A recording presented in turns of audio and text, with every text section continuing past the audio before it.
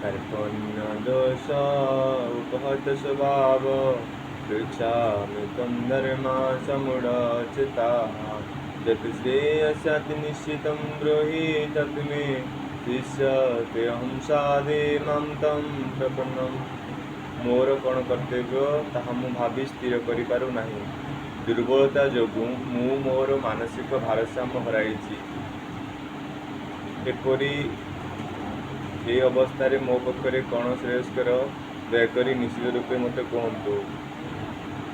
वर्तमान मु आपणकर शिष्य हेली एवं संपूर्ण शरण रे आसिली, दयाकरी उपदेश प्रदान करंतु। देहिनोऽस्मिन् यथा देहे कौमारं यवनं जरा तथा देहांतर प्राप्ति धीर तत्र न मुह्यति। अनुवाद,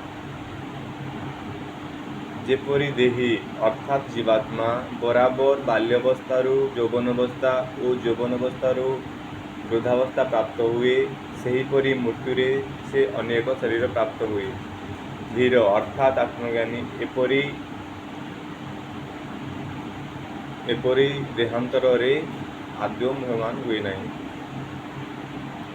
न जायते म्रियते वा कदाचित् न अयं भूत्वा भविता वा न भूयो अजनित शाश्वत अयं पुराणः न हन्यते हन्यमाने शरीरे।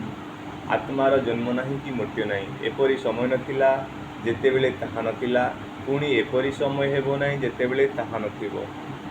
ताहा अज शाश्वत सर्वदा विद्यमान अमर एवं पुरातन अटे। शरीरर मृत्यु द्वारा तार मृत्यु हुए नहीं।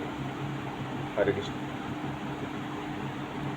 भोगस्य च प्रसक्तानां तया अपहृतचेतसां व्यवसायिका बुद्धि समादो न विधयते।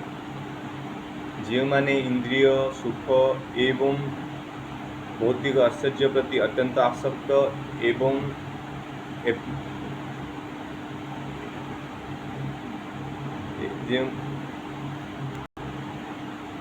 जो माने एपरी विषय वस्तु रे विचलित सेमानंको ठारे भगवत सेवा निमित्त दृढ़ निश्चयता देखा दिए नहीं। हरे कृष्ण।